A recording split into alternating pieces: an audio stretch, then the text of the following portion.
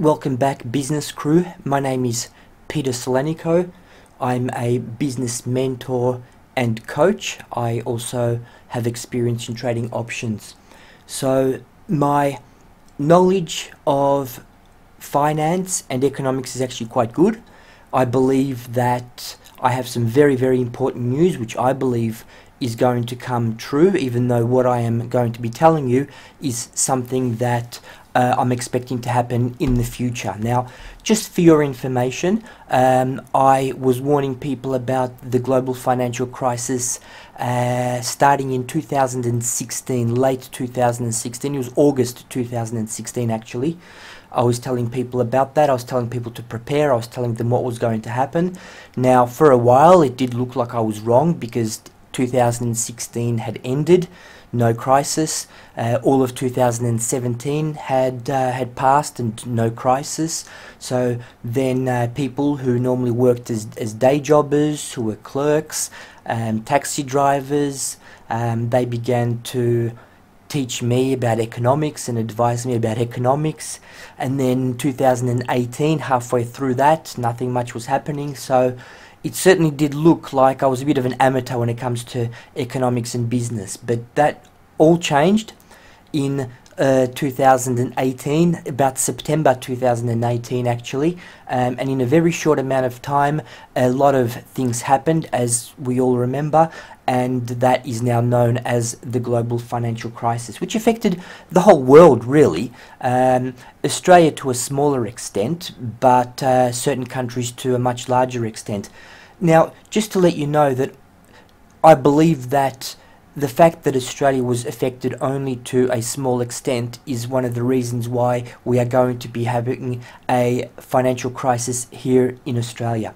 Now, on a side note, I also believe that there's going to be a financial crisis on a global scale, but at the moment I just want to focus on Australia only because this is something that is of relevance to Australians. This is something that is of relevance to myself.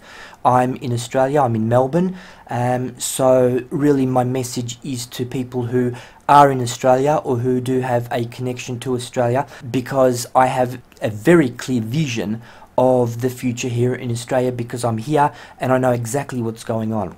What I would like to ask you is to spend the next 10 or 15 minutes with me.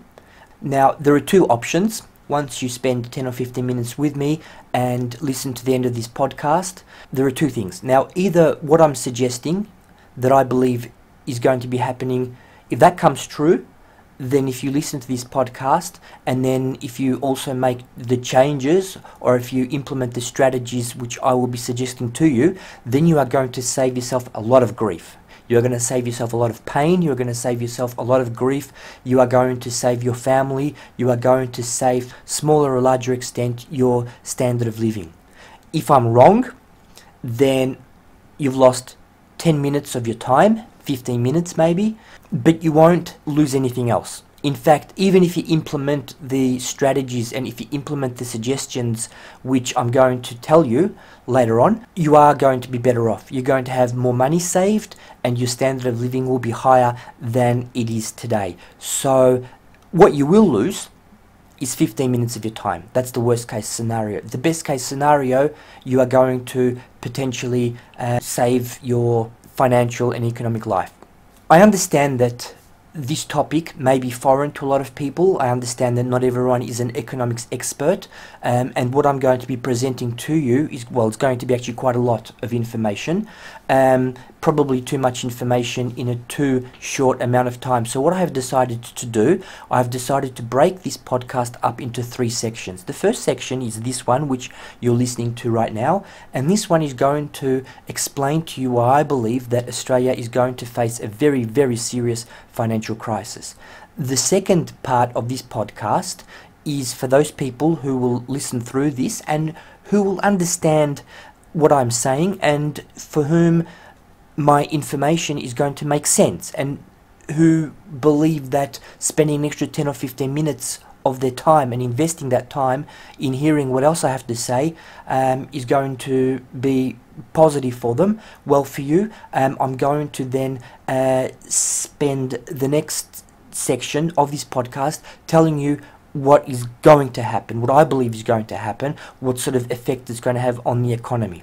Okay, and then the third section will be the final section, will be the section where I actually will tell you suggestions and plans and strategies what you should do, not only to protect yourself, but also to potentially make considerable amount of money. All this stuff that I'm going to be explaining to you, it'll be up to you. There are no secrets here. I'm not selling anything. I'm not suggesting any businesses or anything like that. All I'm saying is that there's going to be a financial crisis, I believe, and I know how an economy functions during a financial crisis, and I also know what happens in an economy during these times, and I'm just going to be telling you how to prepare and how to set yourself up for that. So there won't be any mysteries, certainly not for people who know about economics and know about economic cycles, but if you don't, then it's something that will certainly be of benefit to you, particularly if you're running a business. Okay, because there are certain business strategies you can implement during bad times. So that's the plan of attack for the moment. This first section is going to tell you why I believe that there's going to be a financial crisis, and I'm going to argue my point across. So hopefully I will argue it well enough for you to agree with me. There are a number of reasons why Australia is going to face a financial crisis. All of them are actually linked. Basically, housing. Housing is a big problem in Australia. Many economists and also strategists have come to the conclusion that housing in Australia is the most expensive, is the most inflated in the whole world. These aren't just opinions, they are based on facts such as the spending that the typical family has to outlay for their repayments, whether it's rental repayments or whether it's for repaying off their loans. The other fact is the indebtedness of families. Most families are very, very heavily indebted. Why? Because they have had to borrow a lot of money in order to be able to afford to buy properties which are very expensive. So this has forced families to undertake very large home loans, which obviously means very large repayments. That's issue number one. If people are spending a lot of money on repaying their home loan, that means that they have a lot less money to spend in other areas of the economy. If they have a lot less to spend on other areas of the economy, that means that goods and service providers earn less money, which means that they will not be wanting as much labour. In other words, they won't be needing as many workers, and they will be laying off workers because, well, they're not making as much profit, they're not having as many customers, and so they don't need as many workers as they did before, which means they will be then laying off workers. Once they lay off workers, then an increasing number of workers who had work are now finding themselves being unemployed, and they find that their income has now fallen, which once again creates a situation where not only do they have real problems with their repayments of their home loan or paying for their rent, but it also means they have even less money to spend in the economy, and that's the cycle continues.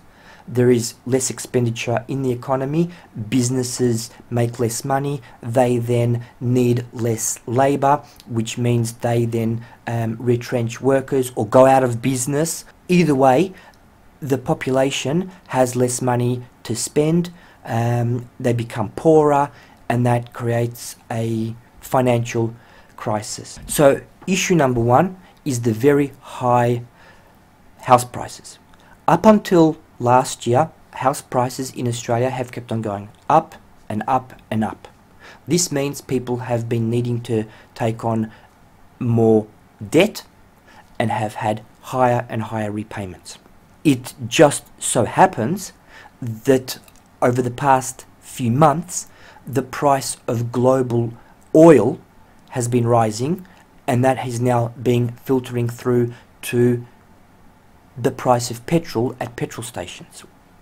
Most of us drive a car, which means most of us have found that our expenses on petrol and transportation is increasing.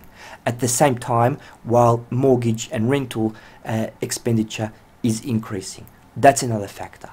But probably the straw which has broken the camel's back is the recent Royal Commission into the banking sector.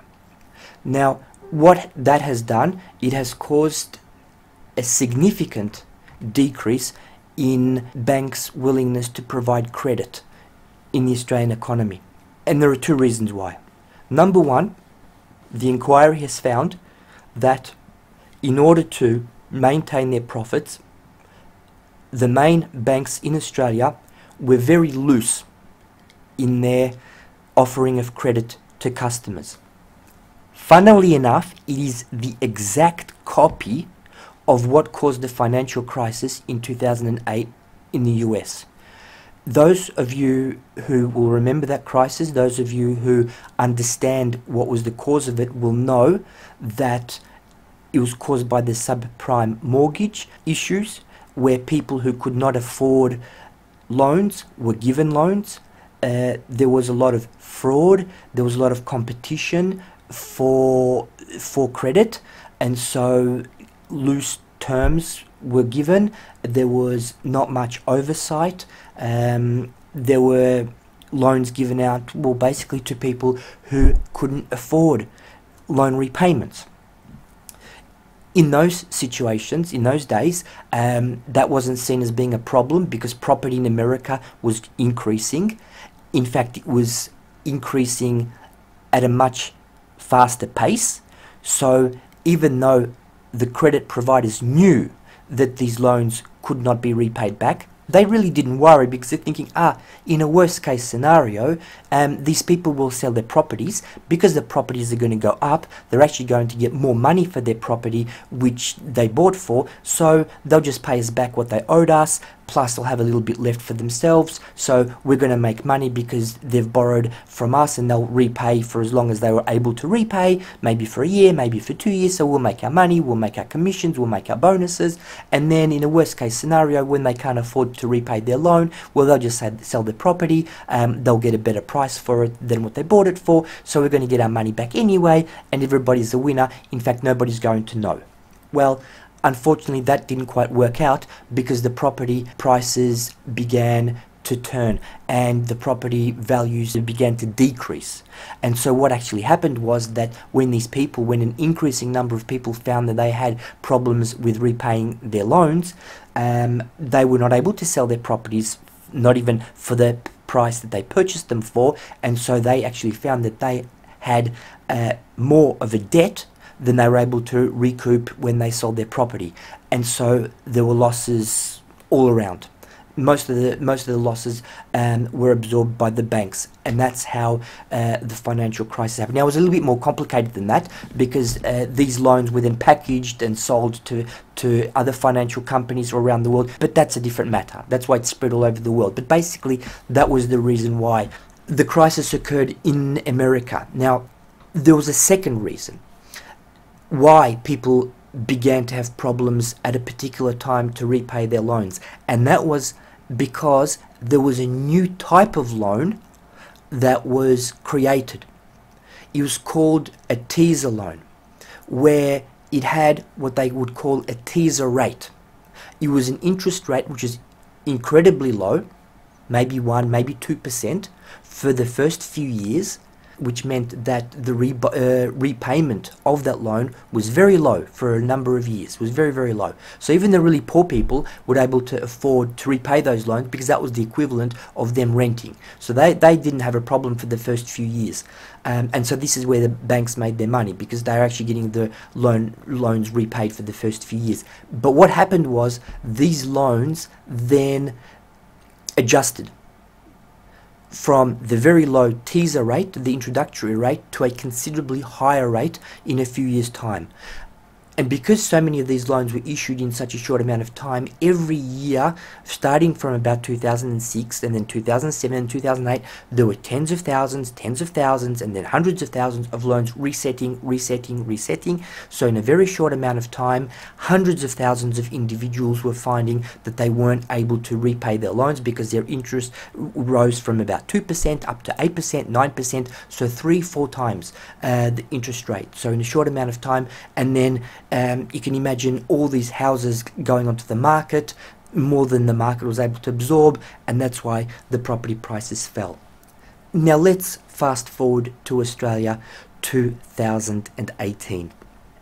House prices continued to increase year after year after year, almost non-stop. Even an idiot was able to buy property and make a profit on it.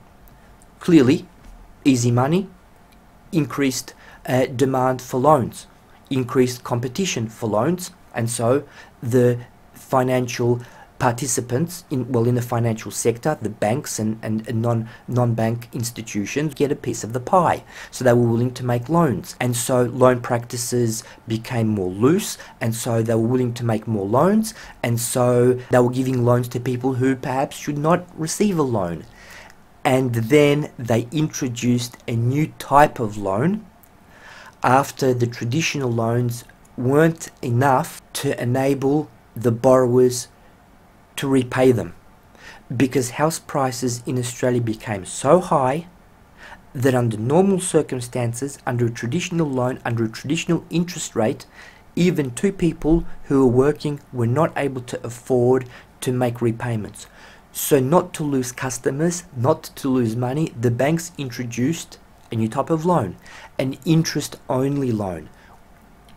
As the name suggests, this is a loan where for the first few years, all you do is repay your interest component of the loan.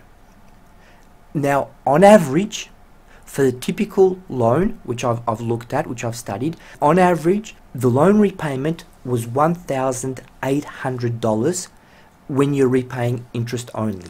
Now, like a carbon copy of the US, these interest-only loans had a particular period, like an introductory period. So it's not interest-only loan forever, it's interest-only for the first few years. And then these loans adjust themselves to incorporate a principal.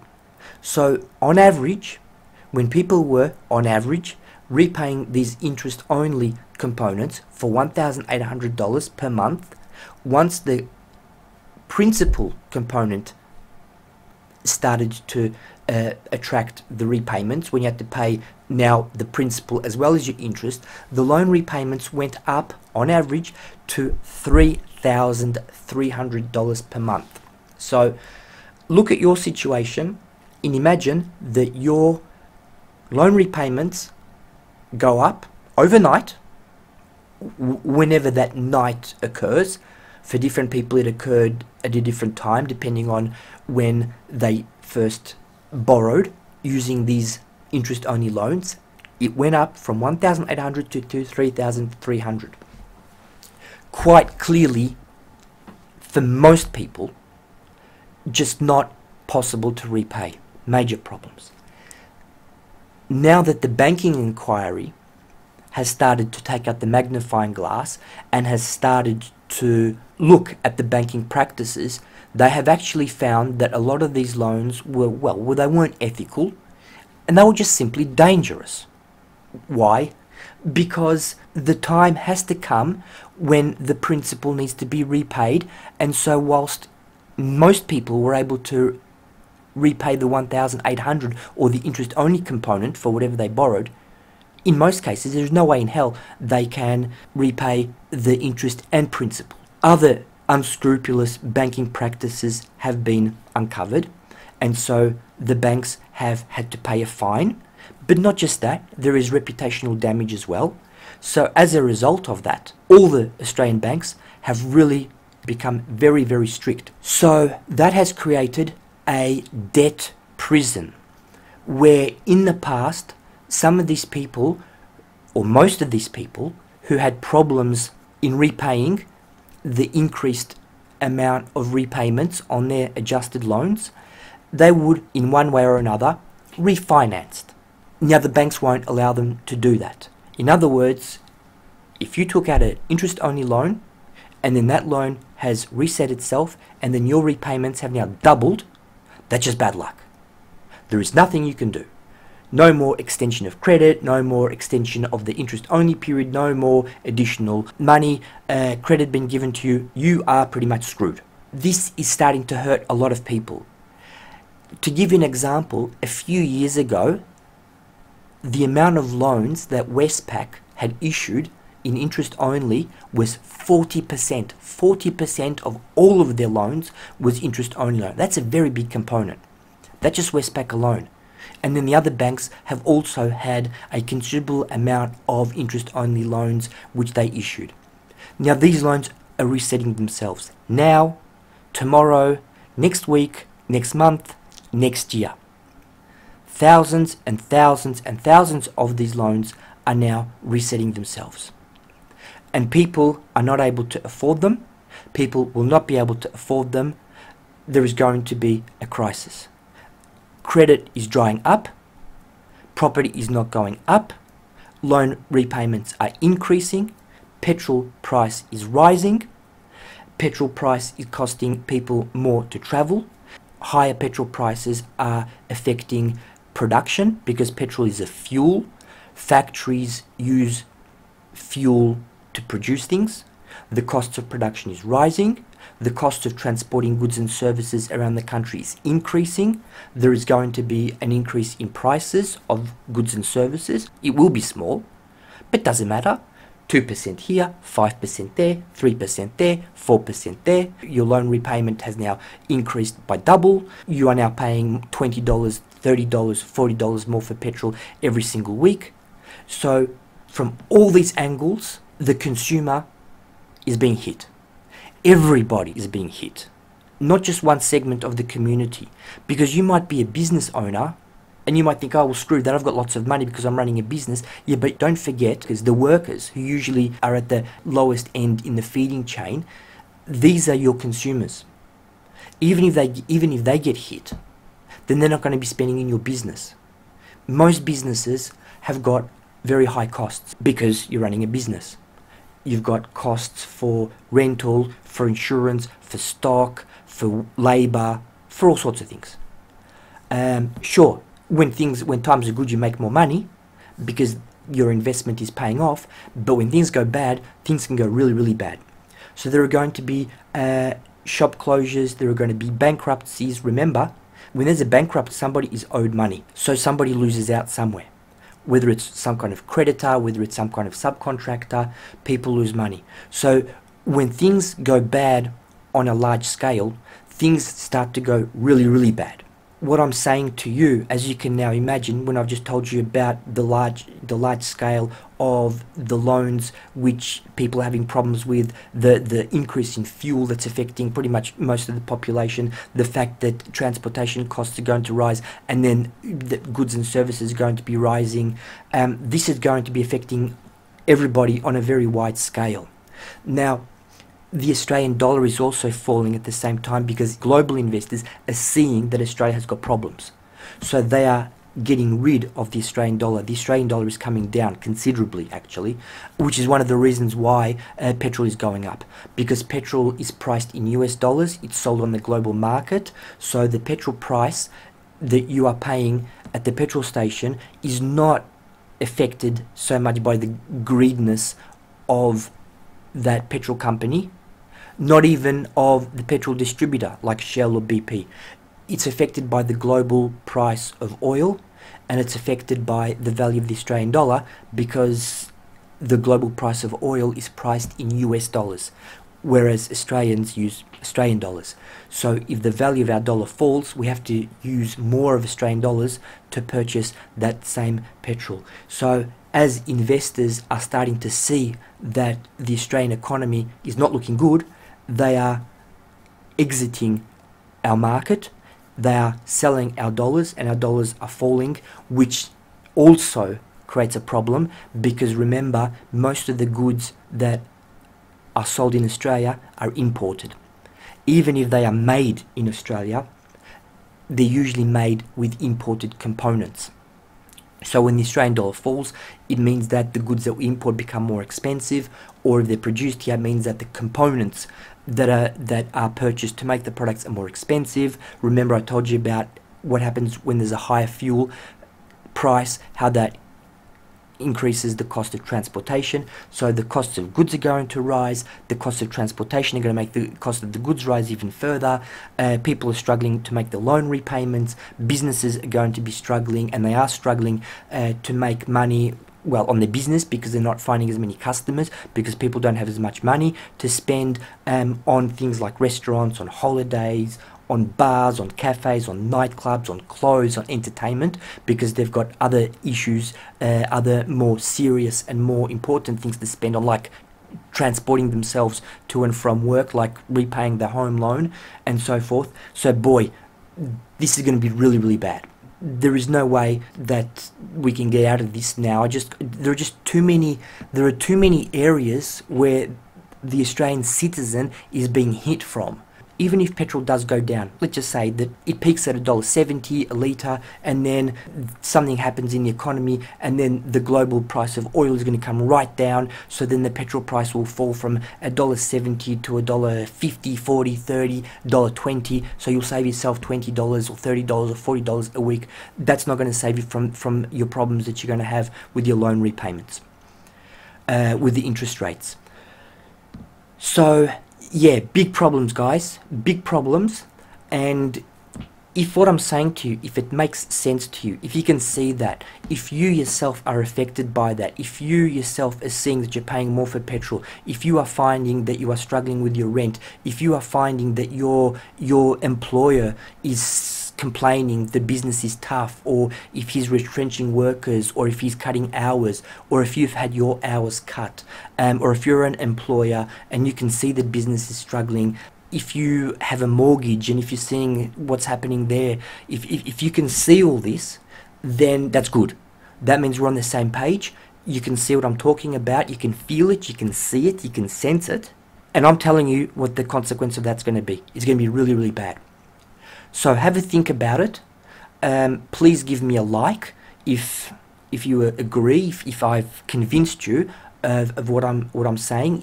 If you agree that the picture I'm giving you of the situation in Australia is fair and accurate, please give this podcast a like. Talk to your friends about it, talk to your wife, talk to your husband, talk to your loved ones, and just talk to them and see what they feel like. And then I invite you to the second part of this, where I will actually tell you what you need to do to prepare yourself.